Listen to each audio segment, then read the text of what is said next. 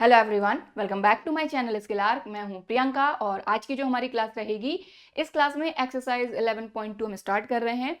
तो इस एक्सरसाइज को स्टार्ट करने से पहले मैं यही कहूंगी कि अगर इसका इंट्रोडक्शन वीडियो आपने देखा है तब तो ये एक्सरसाइज आपको आराम से समझ में आ जाएगी, क्योंकि इसमें हमने कई सारे कॉन्सेप्ट समझे हैं और इसका इंट्रोडक्शन भी हमने 2 पार्ट में कंप्लीट किया है। ठीक है, तो कुछ फॉर्मूले हैं, कुछ कॉन्सेप्ट हैं जो कि आना हमको ज़रूरी है।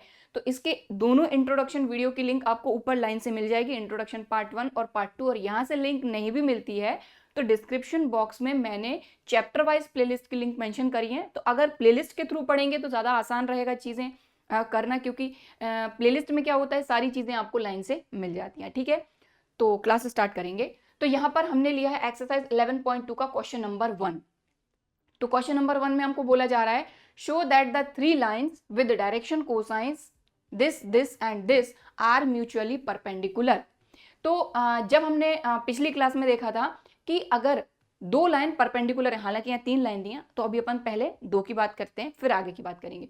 तो 2 लाइन्स अगर परपेंडिकुलर होती हैं तो उनके बीच का जो एंगल होता है वो क्या होता है आपका 90 डिग्री। ठीक है, तो फटाफट से इसको समझते हैं। तो 2 लाइंस अगर अपनी परपेंडिकुलर है मतलब इनके बीच का एंगल बनेगा 90 डिग्री। तो इनके बीच का अगर एंगल हमको फाइंड करना है तो ये मतलब फाइंड करने का फॉर्मूला क्या होता है, cos थीटा इक्वल टू।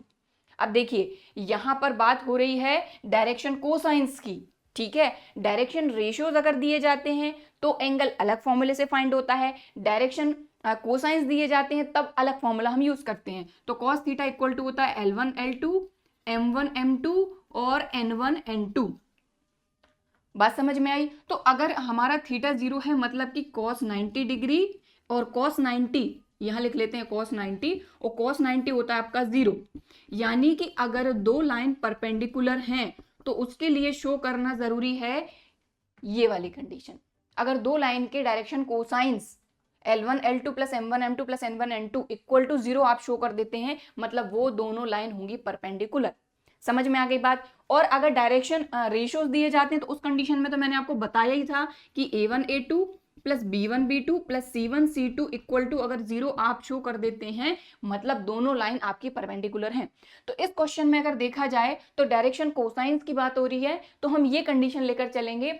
और अगर डायरेक्शन रेशियोज, जैसा कि हमने पिछली क्लास में देखा था कि अगर डायरेक्शन रेशियोज दिए जाएंगे तो इस कंडीशन का हम यूज करेंगे। ठीक है, तो चलिए फटाफट से करते हैं। तो देखिए हमारी 3 लाइंस दी हुई हैं। पहली लाइन के डायरेक्शन कोसाइन से ये L1 M1 N1। ठीक है, बट आप जब भी सॉल्व करेंगे और आपके पास अगर ये क्वेश्चन सॉल्व करने के लिए आ रहा है तो आपको प्रॉपर करना है कि direction cosines of line L1, पहली लाइन के डायरेक्शन कोसाइंस ये रहेंगे L1 equal to this, M1 equal to this, N1 equal to this. दूसरी लाइन के डायरेक्शन कोसाइंस L2 M2 और N2। तीसरी लाइन के डायरेक्शन कोसाइंस L3 M3 और N3। ठीक है, तो हमको ये बोला जा रहा है कि ये जो तीनों लाइन है ये म्यूचुअली परपेंडिकुलर, ये शो करना है।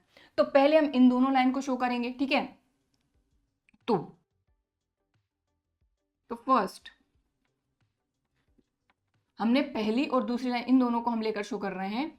तो L1 L2 plus M1 M2 plus N1 N2, इसको हम सॉल्व कर रहे हैं। तो equal to L1 into L2, तो ये रहा L1 ये रहा L2, इन दोनों को मल्टीप्लाई करिए आप, 12 4 जार 48 अपॉन 13 इंटू 13 169। तो अभी सिर्फ L1 L2 किया है प्लस M1 M2, तो ये रहा आपका M1 और ये रहा M2।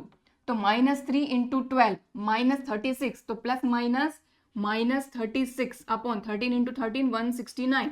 फिर इसके बाद N1 इंटू N2, तो N1 है -4 अपॉन 13, N2 है 3 अपॉन 13, तो 4 3 जार -12, 13 इंटू 13 169, तो -12 upon 169।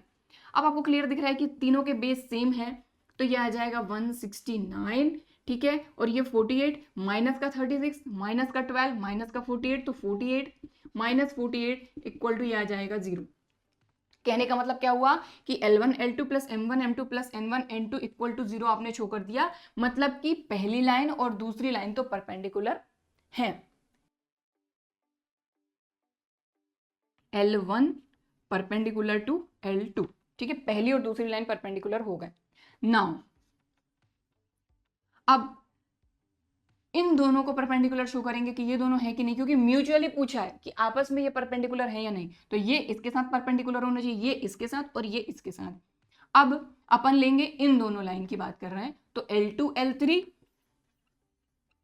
Plus M2 M3 plus N2 N3 equal to, अब इसको सॉल्व करके अगर हम जीरो ले आते हैं मतलब ये दोनों लाइन परपेंडिकुलर रहेंगी। बात समझ में आ रही है? चलिए, तो L2 इंटू L3, तो L2 और L3 4 3 जार 12/169,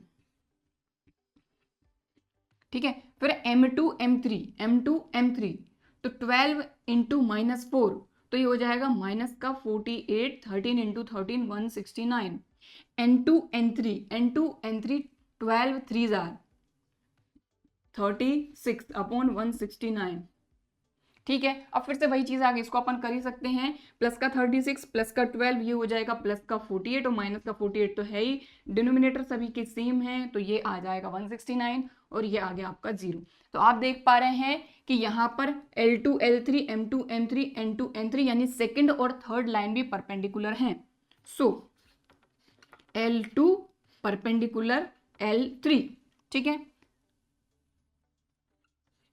अब थर्ड लाइन और फर्स्ट लाइन के बारे में देखते हैं हम कि थर्ड और फर्स्ट लाइन परपेंडिकुलर है या नहीं आपस में। तो यहां पर क्या शो करना पड़ेगा, L1 L3 plus M1 M3 plus N1 N3 equal to 0 आना चाहिए। तो चलिए इसको सॉल्व करते हैं। L1 L3 12 3 जार 36 और 13 इंटू 13 169। फिर M1 M3 -3 -4 4 3 jar 12 minus minus plus, तो प्लस का 12/169। इसके बाद माइनस का 4/13 माइनस का 12/13, 12 4 जार 48/169, तो माइनस का 48/169। तो आपको दिख ही रहा है, ये फिर से वही चीज हो गई, 48 माइनस 48/169 इक्वल टू आ गया 0। तो यहाँ पर आप देखें आपकी L1 L3 M1 M3 N1 N3 यानी फर्स्ट और थर्ड लाइन भी परपेंडिकुलर हैं। तो L1 परपेंडिकुलर टू L3, तो यानी कि जो तीनों लाइन हैं ये आपस में परपेंडिकुलर हमने शो कर दिया। तो hence all 3 lines are mutually perpendicular. That's it, खत्म। बात समझ में आ गई, ठीक है। तो यहां पर हमारा सीधा सीधा कोई फॉर्मूला यूज नहीं हुआ। हमने पिछली क्लास में दो लाइन के बीच का जो एंगल है कैसे फाइंड करते हैं किस कंडीशन में, उससे एक कॉन्सेप्ट निकाला था और वहां से हमने देखा कि अगर दो लाइन या तीन लाइन आपस में परपेंडिकुलर, तो पहले तो सीधी सी बात है दो लाइन की बात करेंगे। तो अगर दो लाइन आपस में परपेंडिकुलर है, कहने का मतलब ये है कि अब कंडीशन किस पे डिपेंड करती है कि आपको डायरेक्शन कोसाइन दिया कि डायरेक्शन रेशियोज। अब फॉर्मूला जो हमने पढ़ा था वो डायरेक्शन रेशियोज का था कि A1 A2 plus B1 B2 plus C1 C2 equal to 0 अगर होता है उस कंडीशन में लाइंस आपकी क्या रहेंगी, परपेंडिकुलर। और अगर डायरेक्शन कोसाइंस दिए जाते हैं तो जरूरी यह है कि L1 L2 plus M1 M2 plus N1 N2 equal to 0 आना चाहिए, उस कंडीशन में आपकी लाइंस होंगी परपेंडिकुलर। तो लीजिए ये हो गया आपका क्वेश्चन नंबर 1 कंप्लीट। तो यहाँ पर हमारा नेक्स्ट क्वेश्चन है क्वेश्चन नंबर 2। क्वेश्चन नंबर 2 में बोला जा रहा है show that the line through the point this and this is perpendicular to the line through the point this and this. अब बात को समझिएगा, यहाँ पर हमको दो लाइन दी गई है, यानी लाइन नहीं दी गई है, हमको सिर्फ इतना बोला गया है कि एक लाइन आपकी मान लीजिए ये आपकी L1 लाइन है और L1 लाइन इन दो पॉइंट से पास हो रही है हमारी।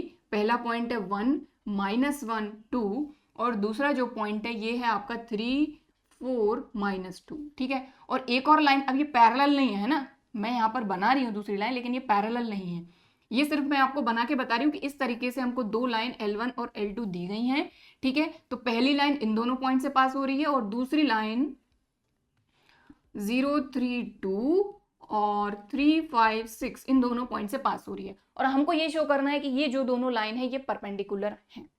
तो अगर ये दोनों लाइन परपेंडिकुलर हैं तो जरूरी ये है कि यहाँ पर या तो इन दोनों लाइन के डायरेक्शन रेशियोज हमको पता हो या डायरेक्शन कोसाइंस हमको पता हो। तो भाई हमको ये चीज पता है कि भाई अगर लाइन इन दोनों पॉइंट से पास हो रही है मतलब इन दोनों पॉइंट से हम लाइंस के डायरेक्शन रेशियोज फाइंड कर सकते हैं, ठीक है। तो सबसे पहले तो पहली लाइन के डायरेक्शन रेशियो फाइंड करेंगे, फिर दूसरी लाइन के डायरेक्शन रेशियो फाइंड करेंगे। तो direction ratios of line L1, capital L1 ले लेते हैं अपन, यहाँ पर कैपिटल L2, ठीक है। तो A1, B1, C1, तो देखें ये अपना क्या रहेगा, अगर देखा जाए तो X1, Y1, Z1, और ये रहेगा अपना X2, Y2, Z2, क्योंकि ये पॉइंट तो अपने को दिए गए हैं ना। पहली लाइन जो है इन दोनों पॉइंट से पास हो रही है, तो इसके डायरेक्शन रेशियोज फाइंड कर रहे हैं। तो X2 माइनस X1, 3 माइनस 1 यानी कि 2, फिर 4 माइनस माइनस प्लस 1 यानी कि 5, और -2 माइनस 4। तो पहली लाइन के डायरेक्शन रेशियोज हमने फाइंड कर लिए। अब दूसरी लाइन के डायरेक्शन रेशियोज फाइंड करेंगे। तो direction ratios of line L2, A2, B2, C2, तो दूसरी लाइन अपनी ये रही। तो इसका पहला पॉइंट है ये X1, Y1, Z1, दूसरा पॉइंट है अपना X2, Y2, Z2। तो वही X2 माइनस X1 A मिलेगा, Y2 माइनस Y1 B मिलेगा, Z2 माइनस Z1 C मिलेगा। तो 3 माइनस 0 3, 5 माइनस 3 2, 6 माइनस 2 4। तो लीजिए दोनों लाइन के डायरेक्शन कोसाइंस आपके पास हैं। अब आप अपनी कंडीशन लगा के ये शो कर सकते हैं कि ये दोनों लाइन परपेंडिकुलर रहेंगी या नहीं। तो if lines L1 perpendicular to L2, then we must show that, क्या शो करना पड़ेगा हमको, A1 A2 plus B1 B2 plus C1 C2 equal to 0। ये कंडीशन हमने पढ़ी थी पिछली क्लास में। तो अगर दोनों लाइन के डायरेक्शन रेशियो हमारे पास हैं, तो अगर ये कंडीशन हम शो कर देते हैं, मतलब हमारी दोनों लाइन हो जाएंगी परपेंडिकुलर। तो चलिए करते हैं। तो देखिए A1 A2 plus B1 B2 plus C1 C2, तो A1 A2, तो ये रहा A1 A2, 2 3 6 plus B1 B2, तो B1 है 5, B2 है 2, तो 5 2 10, फिर C1 C2, तो प्लस 4 माइनस 4 प्लस माइनस 4 4 16। तो आप देख पा रहे हैं माइनस 16 है और 10 प्लस 6, तो 16 माइनस 16 0। तो A1 A2 plus B1 B2 plus C1 C2 equal to 0 हमने शो कर दिया, मतलब दोनों लाइंस परपेंडिकुलर हैं। तो hence lines L1 and L2 are perpendicular. खत्म, ठीक। कितना सिंपल था। तो बस थोड़ा सा समझने की जरूरत है कि हमारे पास क्या है, कैसे हम क्या कर सकते हैं।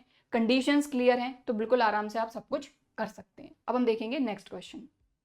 सो नेक्स्ट क्वेश्चन, क्वेश्चन नंबर 3। तो ये भी बड़ा ही सिंपल सा क्वेश्चन है। यहाँ पर हमको ये बोला जा रहा है कि पहली लाइन इन दोनों पॉइंट से पास हो रही है, दूसरी लाइन इन दोनों पॉइंट से पास हो रही है। तो आप ये शो करिए कि ये जो दोनों लाइन है ये रहेंगी आपकी पैरेलल।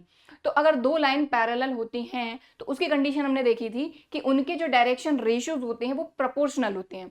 अगर डायरेक्शन रेशियोज प्रोपोर्शनल हम शो कर देते हैं, मतलब ये जो दोनों लाइन हैं ये हो जाएंगे आपकी पैरेलल। चलिए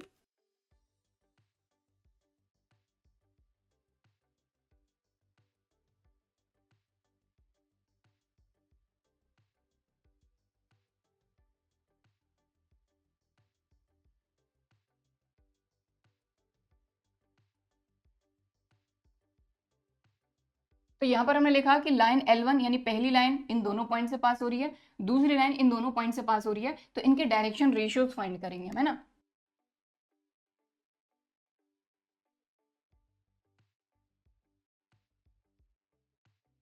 तो देखिए पहली लाइन के डायरेक्शन रेशियोज कैसे हम फाइंड करेंगे।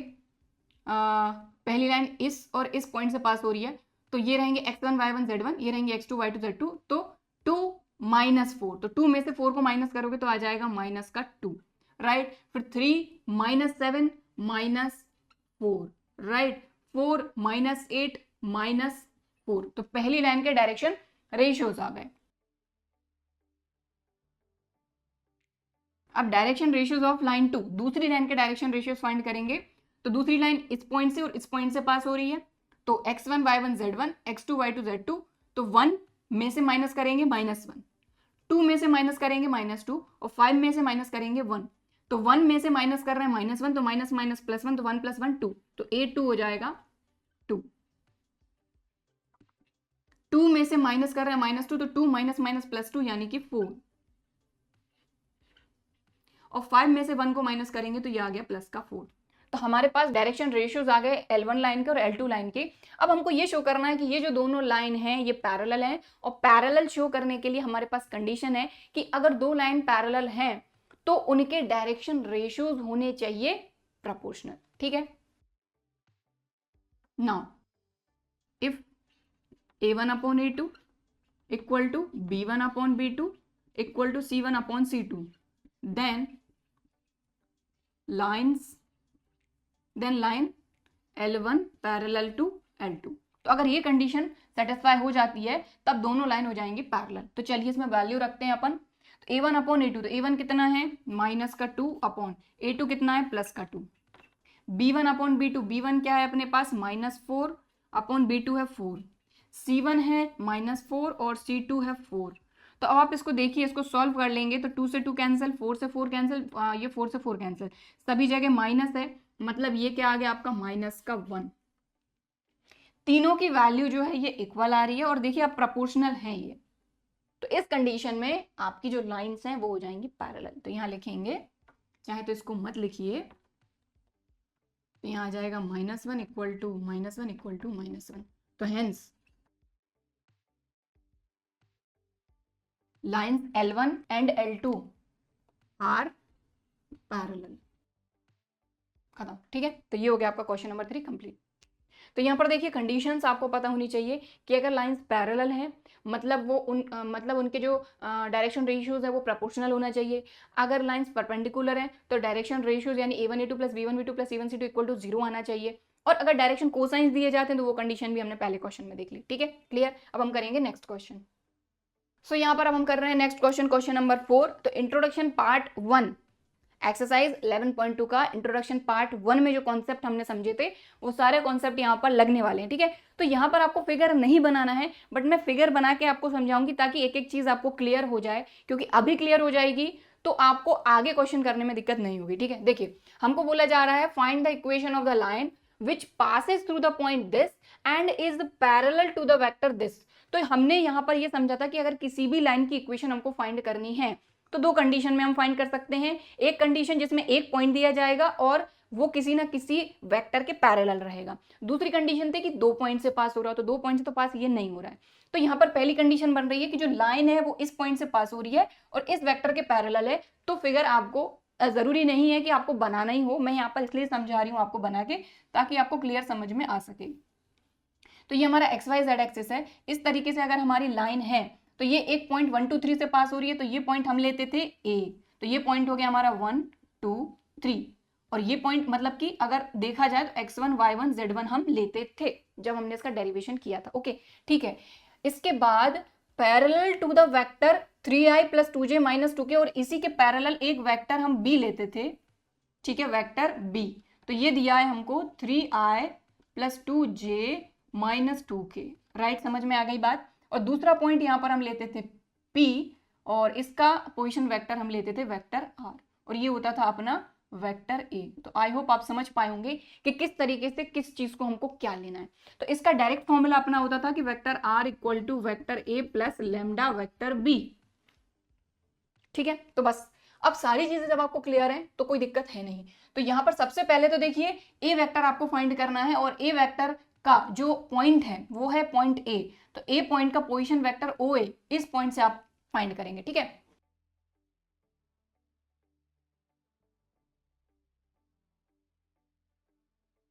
तो line passes through the point और ये पॉइंट अपन लेते थे A 1 2 3, इसका पोजीशन वेक्टर वेक्टर A लेते थे। ठीक है, तो वेक्टर A लेंगे,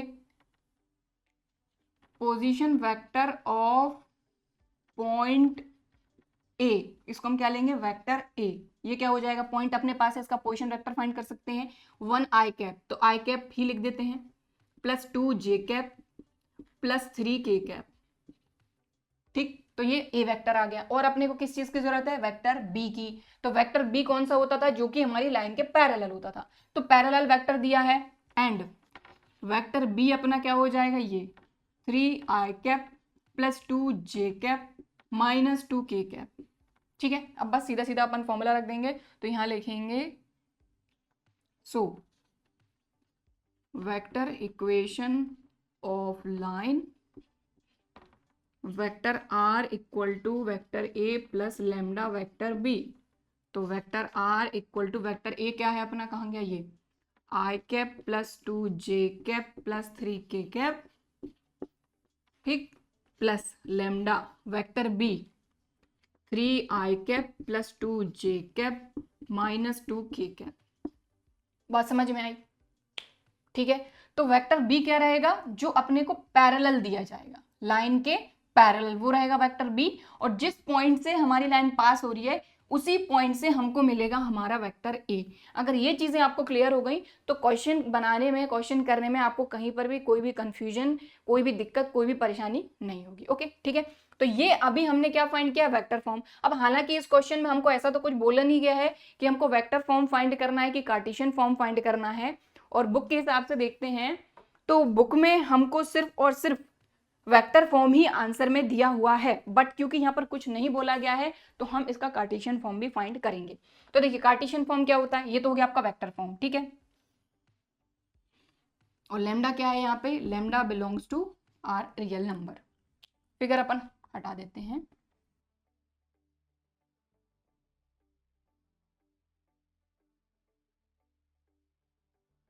तो कार्टेशियन इक्वेशन क्या होती थी हमारी लाइन की, जो कि एक पॉइंट से पास हो और एक किसी वेक्टर के पैरेलल हो। तो ये होता था अपना x minus x1 upon a equal to y minus y1 upon b equal to z minus z1 upon c। तो a b c कहां से मिलते थे, जिस वेक्टर के पैरेलल हमारी लाइन होती थी। तो b वेक्टर है अपना, जिसके पैरेलल अपनी लाइन है, तो यहां से मिल जाएगा 3, ये 2 और ये -2। तो a b c की वैल्यू मिल गई। और x1 y1 z1 वो पॉइंट होते थे जिस पॉइंट से हमारी लाइन पास हो रही है। तो x1 1, y1 2, z1 3। तो यहां लिख देंगे x minus 1, y minus 2, z minus 3। अब बात करते हैं ए बी सी। तो ये रहेंगे अपने direction ratios of the vector which is parallel to the line. तो 3 2 -2 लीजिए। तो ये अपन ने फाइंड कर लिया इसका कार्टेशियन फॉर्म बी, ठीक है। तो ये हो गया आपका question number 4 complete. Next question, question number 5। तो यहां पर बोला जा रहा है find the equation of the line in vector and in Cartesian form. मतलब कि यहां पर वेक्टर फॉर्म भी फाइंड करना है लाइन का, कार्टेशियन फॉर्म भी फाइंड करना है, that passes through the point. अब पॉइंट की बात हो रही है, मतलब एक पॉइंट है यहां पर, ठीक है, लेकिन पॉइंट हमको नहीं दिया है, हमको पॉइंट का पोजीशन वेक्टर दिया हुआ है। तो हमारा काम और आसान हो गया, जिस पॉइंट से हमारी लाइन पास होती है उस पॉइंट का पोजीशन वेक्टर हमारा होता है वेक्टर ए। मतलब डायरेक्ट वेक्टर ए हमको दिया है and is in the direction of this. तो जिसकी डायरेक्शन की बात हो रही है, मतलब कि ये हो गया हमारा वेक्टर बी। तो आई होप आपको बात समझ में आई होगी। तो इस तरीके से हमारा एक्स वाई जेड एक्सिस यानी कि स्पेस, इसमें कोई लाइन है, ठीक है, जो कि किसी पॉइंट से पास हो रही है। ये पॉइंट अपना होता है ए। अब इस पॉइंट का अपने को क्या दिया है, पोजीशन वेक्टर दिया हुआ है 2i माइनस जे प्लस 4k। इसको हम लेते हैं वेक्टर ए। मतलब कि वेक्टर ए अपने को दिया हुआ है 2i minus j, sorry 2i cap minus j cap plus 4k cap, right, ठीक है। तो ये हमको दिया हुआ है वेक्टर ए, जिस पॉइंट का पोजीशन वेक्टर दिया हुआ है। और हमको ये बोला जा रहा है and is in the direction of this. तो इसकी डायरेक्शन में, और डायरेक्शन हमको कौन देता है, जो इस लाइन के पैरेलल वेक्टर बी होगा। तो इसके पैरेलल एक वेक्टर बी है जो कि हमको दिया हुआ है ये, यानी वेक्टर बी दिया हुआ है i प्लस 2j माइनस के। तो आई होप बात समझ में आई होगी, ठीक है। और तो कोई दिक्कत है नहीं, चलो। line passes through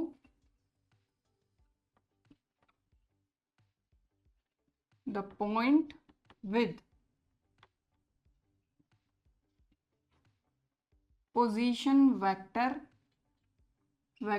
a, ठीक है। ये दिया है अपने को 2i cap minus j cap plus 4k cap.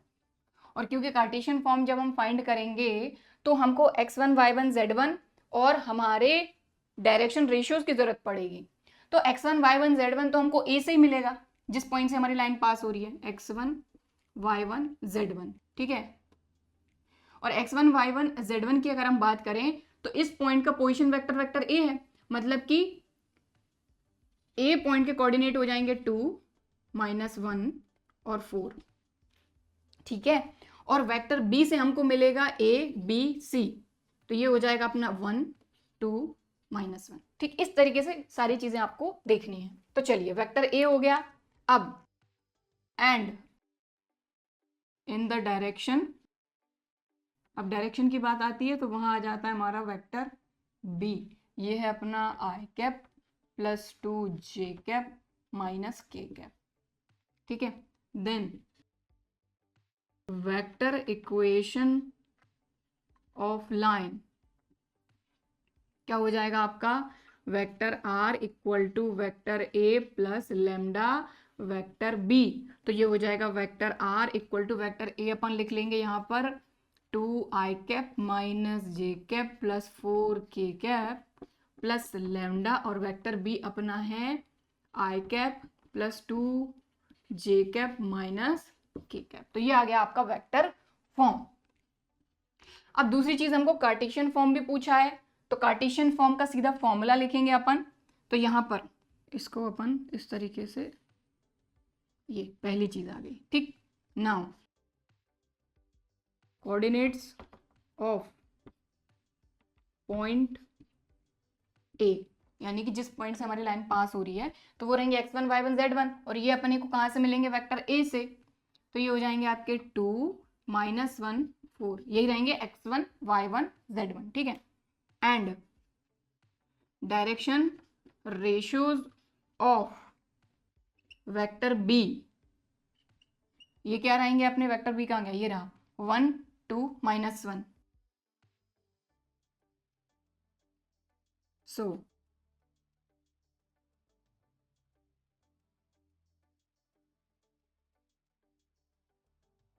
तो वैल्यू रख देते हैं। तो जिस पॉइंट से हमारी लाइन पास होती है, इस पॉइंट का डायरेक्शन सॉरी पोजीशन वेक्टर दिया था, ठीक है, पॉइंट्स नहीं दिए थे। तो इसी पोजीशन वेक्टर से अपन ने अपने पॉइंट के कोऑर्डिनेट फाइंड कर लिए 2 -1 4। तो x minus 2 y minus y1 यानी -1 माइनस माइनस प्लस, और z माइनस 4 अपॉन में a b और c। तो a b c कहां से मिलता है, वेक्टर b से 1 2 -1। तो ये आ गया आपका कार्टेशियन फॉर्म। क्लियर, बात समझ में आ गई। तो ये हो गया आपका question number 5 complete. So next question, question number 6। तो find the Cartesian equation of the line which passes through the point and parallel to the line given by this. तो सबसे पहले तो ये देखेंगे कि यहां पर हमको किस तरह की लाइन फाइंड करनी है, जिसमें जो कि एक पॉइंट से पास हो रही है और एक यहां पर हमको जो दिया हुआ है इसके पैरेलल है। अब एक पॉइंट हमको दिया हुआ है, मतलब ये अपना पॉइंट है x1 y1 z1, और क्योंकि कार्टेशियन फॉर्म फाइंड करना है इसके लिए हमको x1 y1 z1 और हमारे डायरेक्शन रेशियोज की जरूरत लगेगी।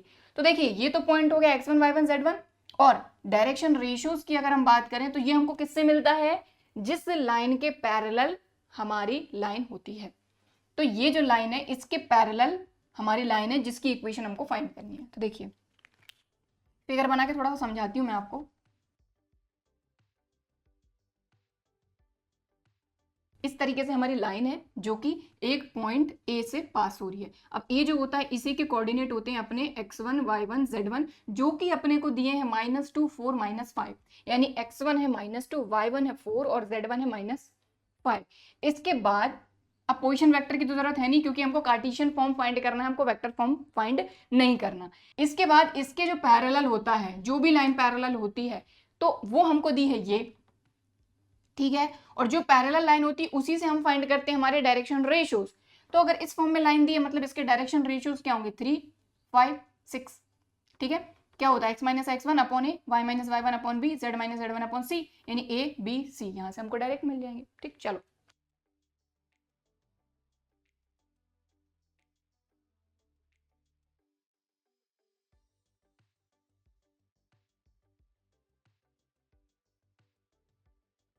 ठीक है, इस पॉइंट से पास हो रही है, मतलब x1 y1 और z1 तो अपने को मिल गए। ठीक है, और किसके पैरेलल है? इस लाइन के पैरेलल है, एंड पैरेलल टू, तो ये ए, ये बी, ये C. So direction ratios of this line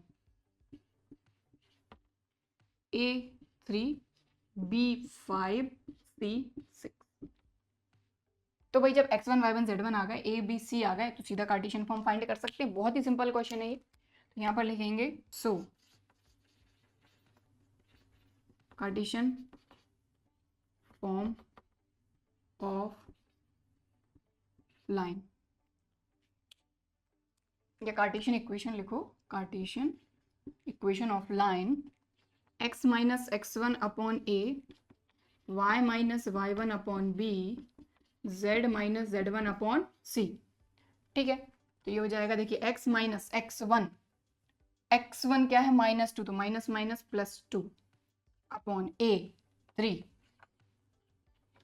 y minus y1 4 upon b, z minus z1 -5 minus minus +5 upon c। लीजिए, ये आ गया आपका आंसर।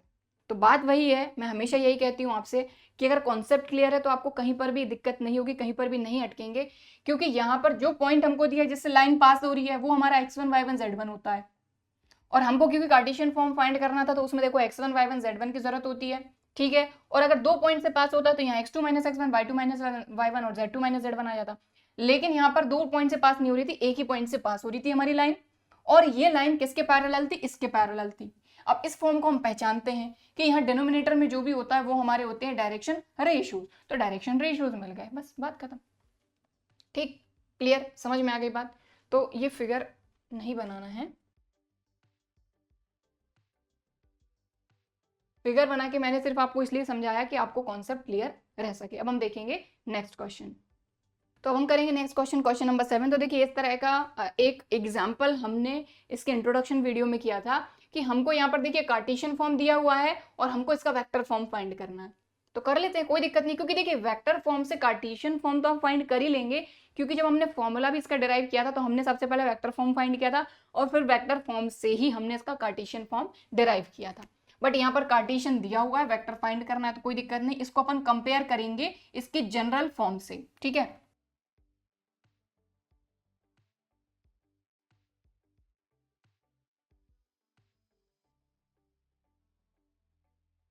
ठीक है, तो इससे कंपेयर अगर करते हैं तो हमको x1 y1 z1 मिल जाएगा।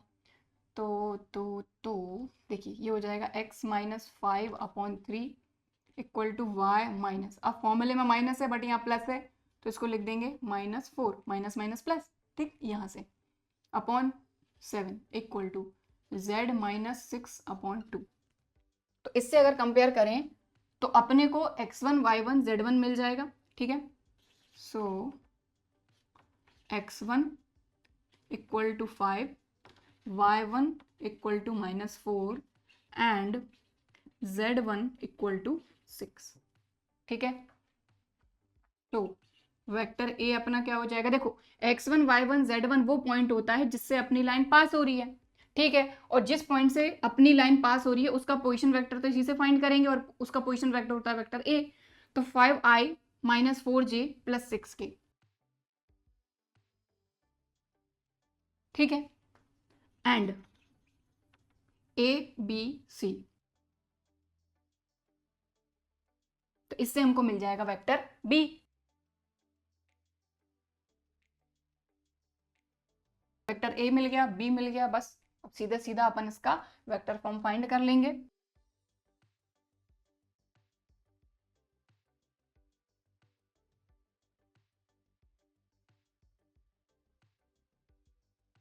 ठीक है, तो यही होता है हमारा वेक्टर फॉर्म। तो vector A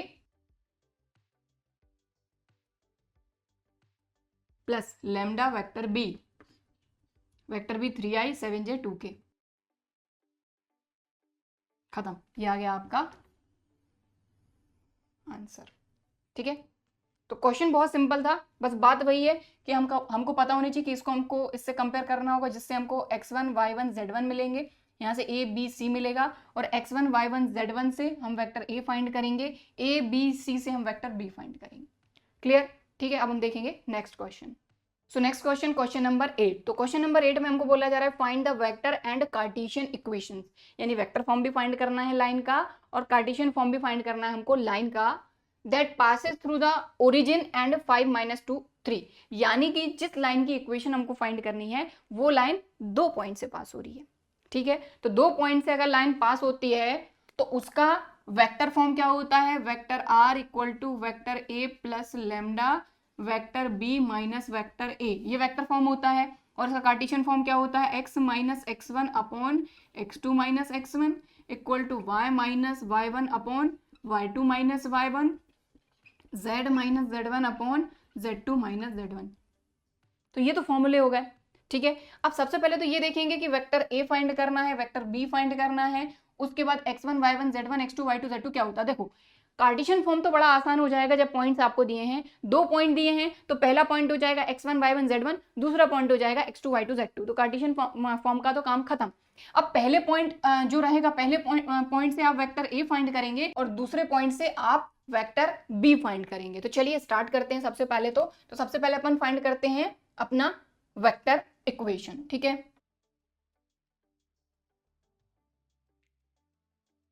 line passes through origin and 5 - 2 3, तो ओरिजिन क्या हो जाएगा अपना 0 0 0 एंड 5 - 2 3।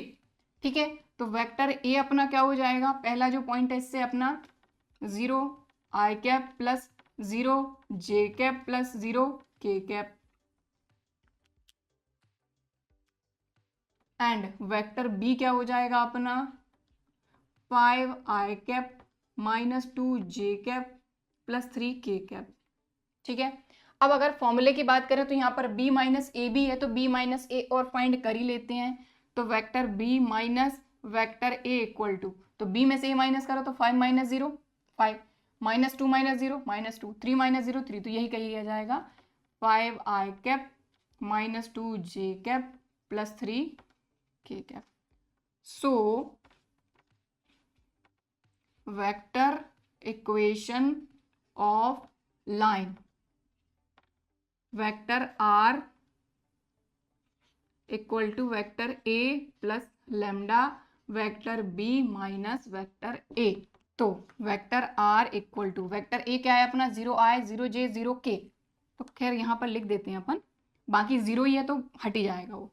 तो 0i cap plus 0j cap plus 0k cap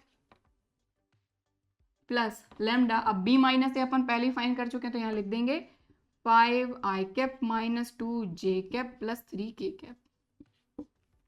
तो ये हो जाएगा आपका vector r equal to lambda 5i 2j 3k। तो ये आ गई आपकी vector equation of the line. अब हमको फाइंड करना है इसका कार्टेशियन फॉर्म, तो कार्टेशियन फॉर्म अपना ये होता है। ठीक है, तो यहाँ लिखेंगे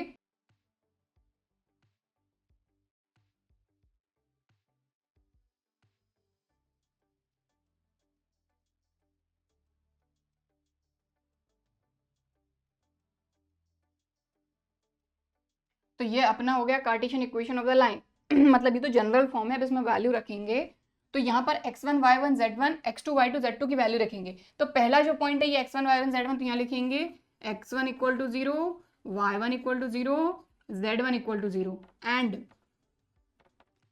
x2 5 y2 माइनस 2 और z2 3। ये वैल्यूज यहाँ रख दीजिए। x माइनस x1, तो x1 0 है, फिर x2 माइनस x1 तो 5 - 0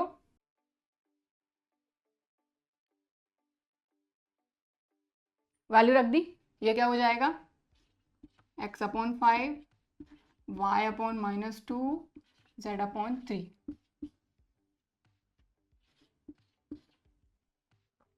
तो ये आ गई आपकी वेक्टर इक्वेशन और ये आ गई आपकी कार्टेशियन इक्वेशन, और क्वेश्चन नंबर 8 हो गया है कंप्लीट। अब हम देखेंगे नेक्स्ट क्वेश्चन। सो नेक्स्ट क्वेश्चन, क्वेश्चन नंबर 9। तो ये क्वेश्चन भी बिल्कुल हमारे पिछले क्वेश्चन के जैसा ही है। वहां पर भी हमको 2 पॉइंट से पास होने वाली लाइन की इक्वेशन फाइंड करनी थी, यहाँ पर भी इन 2 पॉइंट से पास होने वाली लाइन की इक्वेशन फाइंड करनी है। इसका वेक्टर फॉर्म और कार्टेशियन फॉर्म दोनों हमको फाइंड करने हैं। तो यहाँ पर मैंने आपको पिछली क्लास में ये चीज़ बोली थी कि इस एक्सरसाइज के क्वेश्चन आपको एक बार खुद से ट्राई करना है और ये भी मुझे बताना है कि कितने क्वेश्चन आपसे बने। ठीक है, तो अगर अभी तक कमेंट करके आपने नहीं बताया है तो जल्दी से कमेंट करके बताइए कि कौन कौन से क्वेश्चन आपने किए थे और कौन कौन से क्वेश्चन आपसे बन गए। चलिए तो स्टार्ट करते हैं। तो यहाँ पर हमको इन 2 पॉइंट से पास होने वाली लाइन की इक्वेशन फाइंड करनी है।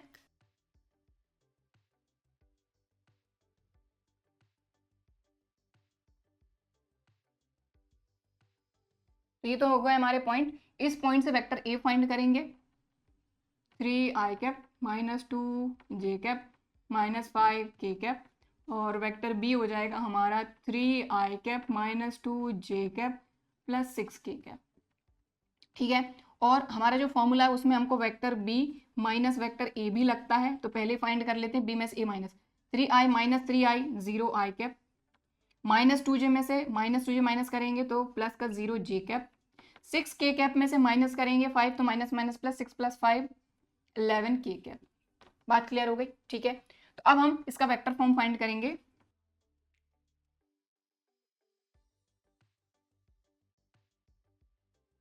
तो बस यहाँ पर वैल्यू रखिए, तो vector r equal to vector a 3i minus 2j minus 5k plus lambda. b minus A को देखें तो i भी नहीं है, j भी नहीं है, सिर्फ k है, तो 11k कैप। तो लीजिए ये आ गया आपका vector equation of the line. अब हम फाइंड करेंगे कार्टेशियन फॉर्म।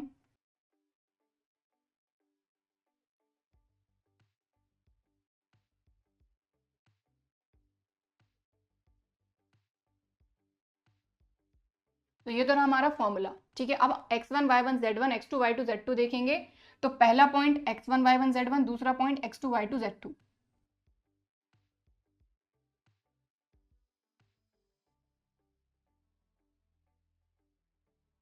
ये वैल्यूज यहां रख दीजिए। x माइनस x1, x1 क्या है 3 अपॉन x2 माइनस x1 तो 3 माइनस 3, y माइनस y1 तो ये माइनस का तो प्लस का 2 अपॉन y2 माइनस y1 तो माइनस 2 में से माइनस 2 को माइनस करोगे तो minus 2 minus minus 2 equal to z minus z1 है माइनस का 5 तो ये हो जाएगा प्लस का 5 अपॉन z2 माइनस z1 तो 6 माइनस माइनस 5। तो देखिए ये हो जाएगा आपका x minus 3 upon 0, y plus 2 upon 0 और z प्लस 5 अपॉन 11। तो ये आ गया आपका Cartesian equation of the line. अब यहां पर दिमाग में क्वेश्चन आएगा कि ये समथिंग अपॉन 0 तो डिफाइन नहीं होता, तो हम इसको नॉट डिफाइन लिख सकते हैं क्या? बिल्कुल नहीं।